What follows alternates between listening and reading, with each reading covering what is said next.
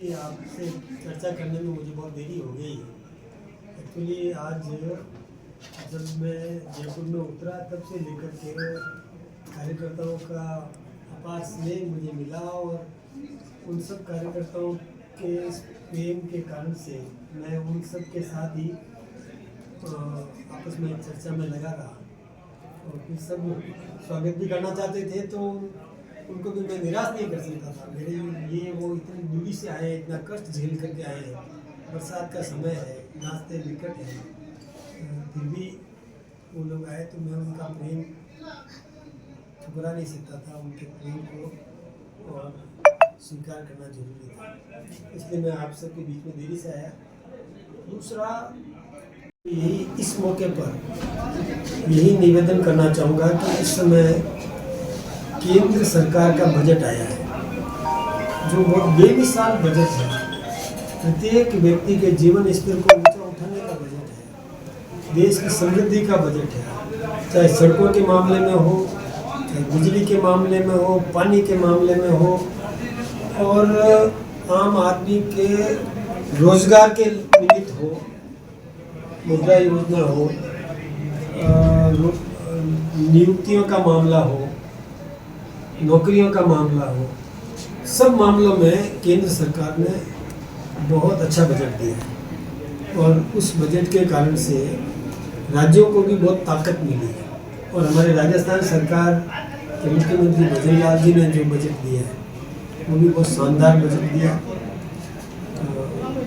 सड़कें बनेगी, लगभग 9 लाख करोड़ की सड़कों पर दिया है। यही नहीं, घर घर ये जो प्रधानमंत्री मुफ्त बिजली घर योजना जो है, घरों पर पैनल लगेंगे, बिजली पैदा करेंगे। तो जब घर के ऊपर पैनल लगेंगे, प्रत्येक घरों पर लोग पैनल लगाएंगे जिसमें 40% सब्सिडी देने की बात कही है, तो मैं सोचता हूँ कि लोगों के घरों पर बिल नहीं आएगा। जब बिल नहीं आएगा तो हम बिजली में सरप्लस हो जाएंगे 2 साल में। हमको तकलीफ हो रही थी, वो भी तकलीफ पिछली सरकार की गलतियों के कारण से हुई। पिछली सरकार में जिन उत्पादन केंद्रों पर जो बिजली उत्पादन करते हैं उसमें कोयला डालना चाहिए, उसकी जगह लिग्नाइट डाल दिया, जिसके कारण से 3 प्लांट हमारे ठप हो गए, बिजली का उत्पादन कम हुआ। और इसके अलावा केंद्र ये जो पूर्व की कांग्रेस सरकार ने ये भी गलती की कि इस समय बिजली वापस लौटाने का एग्रीमेंट कर दिया। जो पिछले समय में उन्होंने बिजली ली थी और उसको जो पुनर्भुगतान का जो समय निर्धारित किया वो ये पीक पीरियड जो गर्मी का समय इस समय किया। मैं सोचता हूँ कांग्रेस सरकार की अदूरदर्शिता रही। ऐसे समय में यानी आप जानते हो कि संकट के समय में बिजली लौटाना, इधर उत्पादन कम हो जाए तो ये समस्याएं तो आती हैं, लेकिन फिर भी मैं धन्यवाद देना चाहूँगा हमारे भजन लाल जी को कि उन्होंने इस संकट से भी और निजात पाई। चाहे कुछ भी करना पड़े, अधिकारियों के साथ और कड़ाई से और चर्चा करके और उसको कैसे चाक चौबंद व्यवस्था हो सके, इसमें उन्होंने योगदान दिया। यही नहीं, देखिए पेयजल की जो कई योजनाएं ठप पड़ी थी, आप सबके सामने है कि ERCP 5 साल तक उन्होंने कांग्रेस ने लटका के रखी और हमारे मुख्यमंत्री जी ने आते ही सबसे पहले मध्य प्रदेश के साथ समझौता करके और वो भी पूरा कर दिया। इसके अलावा हर क्षेत्र के अंदर, हर क्षेत्र में राजस्थान की सरकार ने बहुत अच्छे काम किए, उत्साहित है। अब हम हमारे कार्यकर्ताओं को केंद्र की योजनाएं और राज्य की योजनाएं लेकर के घर घर तक संपर्क करने का एक अभियान चलवाएंगे उनके माध्यम से।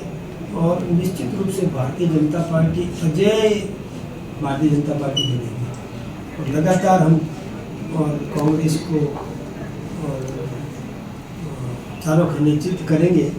भारतीय जनता पार्टी विजयी होती रहेगी, हमको तो ये और अपेक्षा है। हमारे उत्साह को देखते, कार्यकर्ताओं के उत्साह को देखते हुए हमको लगता है कि हम निश्चित रूप से हर मोर्चे पर सफल। उन्होंने हमको, देखिए वरिष्ठ का फायदा यही होता है कि वरिष्ठ लोग जो हमको मार्गदर्शन देते हैं उससे हमको बहुत ताकत मिलती है। और हम उन्होंने जो रास्ता हमको बताया कि इस कठिन डगर को कैसे पार करोगे। निश्चित रूप से हम पार करेंगे, हमें उनका भी सहयोग मिलेगा, सबका सहयोग मिलेगा और सब मिलजुल करके और सफल होंगे। उपचुनाव की चुनौती, देखिए उपचुनाव है, यूँ तो किसी भी चुनाव को हम आसान नहीं देखते। चुनाव होता है, एक युद्ध होता है।